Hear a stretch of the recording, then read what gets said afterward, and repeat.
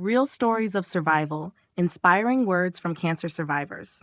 If you're looking for hope, courage, and proof that survival is possible, this video is for you. You are not alone. Watch now and be inspired. I am a stage 4 lung cancer survivor since 2019. Fighting this disease is a team effort. I rely on my oncologist and team, but they fall short on helping me understand and learn about what I can do to stay tumor-free. I need to do my part now. No more added sugars, meat, deli meat, prepared foods, chips, etc. I attribute my success to immunotherapy mostly. Thank God. I hope all afflicted with cancer achieve the results I've had. I am 66 years old. If you have lungs, you can get lung cancer. I am 4 years cancer-free and convinced that it was a blessing in disguise. Although I always thought I knew what was important in life, having cancer intensifies that to a level that's unexplainable. Cancer made me realize what's truly important in life.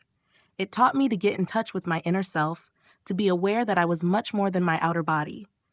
Meditation, being grateful and thankful for the smallest things in life, will set you free.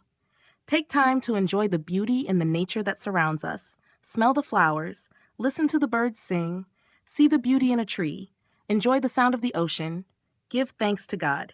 I will never have cancer again. I just celebrated my 75th birthday and know that I will see 100.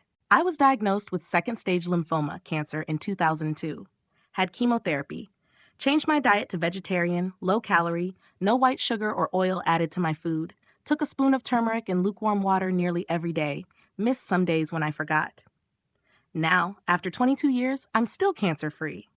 I'm 32 and a bone cancer survivor. After doing a lot of research on the subject, I am very confident that cancer comes mostly from lifestyle choices. The further we get away from what's natural, how God designed it to be in our lifestyles, the higher the risk of cancer, in my opinion. Processed foods, pesticides, inflammation, lack of oxygen flow, lack of good sunlight and exercise, it all plays a role. I was diagnosed at age 22 with colorectal cancer, stage 2B, a little over a year ago. But as of February, I am cancer-free. As someone who was diagnosed with DCIS breast cancer at 35, this trend is accurate. I'm 37 now and cancer-free. Based on my experience, we should do our best to live better each day, and prayers to those still facing this illness. You got this, and you are not alone. My wife was 27, did Orange Theory, and was super healthy. Then she was diagnosed with non-Hodgkin's lymphoma. She's back and cancer-free now, but damn, that was a confusing time. I was diagnosed at the age of 26 with lymph node cancer, stage 1. No cancer in my family. My best guess is weed killer spray, but that's a guess at best. I am cancer-free now, in remission for over 2 years. If you're going through it right now, please remain positive. Things will get better. Having gone through my own cancer scare, waking up to a mystery lump in my breast at barely 42, and my son being diagnosed with leukemia at 15, I hate to hear that cancer keeps creeping in on anyone, no matter their age. But those are the very reasons I'm glad to see people taking notice, trying to find out why, and working toward prevention.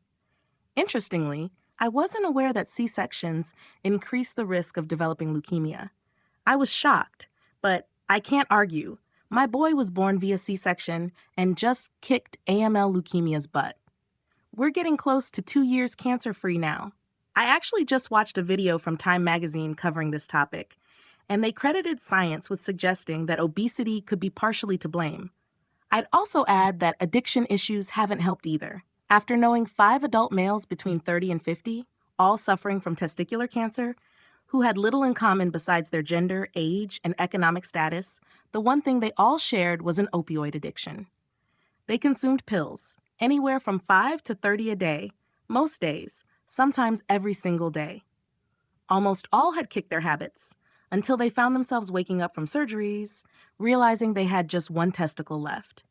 For 2 of them, it was the reason they're no longer here today. I'm a good example of an early detection survivor. I had ocular melanoma. I had no symptoms, but I needed some reading glasses. I wanted prescription glasses, so I had to get an eye exam. The cancer was detected way before symptoms would have presented. I'm convinced that my reading glasses saved my life. I've also had renal cancer that was detected early due to an unrelated ailment. It was treated successfully too. I was diagnosed with stage 2 lymphoma 2.5 years ago at the age of 22, during my national service. At first, I was utterly shocked because the SAF doctor told me there was a large tumor, 10 centimeters, found in my chest and neck area. I proceeded to Senkang Hospital for a further checkup, and that's when the doctor told me it was quite serious. This was also when my family first found out about it. Moving forward, I was transported from Senkang Hospital to SGH for a checkup with my oncologist, and she told me that a biopsy was required to verify if it was indeed Hodgkin lymphoma. Initially, I was quite nervous about the biopsy because, in my case, anesthesia wasn't required. Just a painkiller applied around my neck area, where they would retrieve a small sample of the lump for testing. I thought I would actually faint from it, but in reality, it only stung for a couple of seconds. The doctor recommended chemotherapy and radiation therapy, and here I am, cancer-free. I'm very thankful for all the nurses, oncologists, and especially Dr. Isle, who has been taking care of me and assuring me that everything would be all right for the last 2.5 years. Hopefully, there won't be a recurrence in the near future. Thank you for reading my little TED Talk, and to those who are fighting cancer right now, you got this. Stay positive at all times. Luckily, I've remained cancer-free for 4 years now, but my entire life changed because of that blood test. I now have pre-screenings I do to manage my cancer risk and will continue to do them for the rest of my life. Testing saves lives. Knowledge is power. In 1990, I was 29, never used tobacco, and didn't drink, but they found cancer in my throat. It was advanced, and yet I had no idea I had it. I had surgery and lots of radiation and was still given only a 10% chance to make it a year. I fight the side effects from the radiation even now, 34 years later. I would say to those who find they have cancer, don't let the message get to you. I know I am alive today because I refuse to believe it would end my life. The treatments today are better, and you can win the battle. Believe in yourself. I had hypercalcemia, too much calcium. So I looked it up and discovered my dehydration was most likely the reason for high calcium. So I changed my drinking habits, started drinking less Diet Pepsi, and much more water. I went back to the doctor and had him recheck my calcium. I was better. No big deal. My doctor was happy I resolved my calcium issue. I listen to your videos often. I had stage 3B breast cancer 10 years ago. I have the mutated BRCA1 gene, which is the tumor suppressor gene. I completed adriamycin chemo and a double mastectomy. I was supposed to get radiation. However, the day after I was to start radiation, I was in a traumatic car wreck. I skipped the radiation and I skipped the medicine they wanted to give me for 5 years after cancer. I am healthy now and not worried about possible future metastatic cancer, as I have your teachings, my brain, and a good family doctor. I am and will continue to check my eating and drinking habits. I will keep working on living a cancer-preventative lifestyle. I am for sure not perfect, and each step is a new step and a new day to continue to do my best. I am working on getting done with sugar. I really like xylitol. However, I have read it can be hard on the heart. So I'm taking baby steps and will continue to, as I would like to live. 12-year cancer survivor. 2 quick points.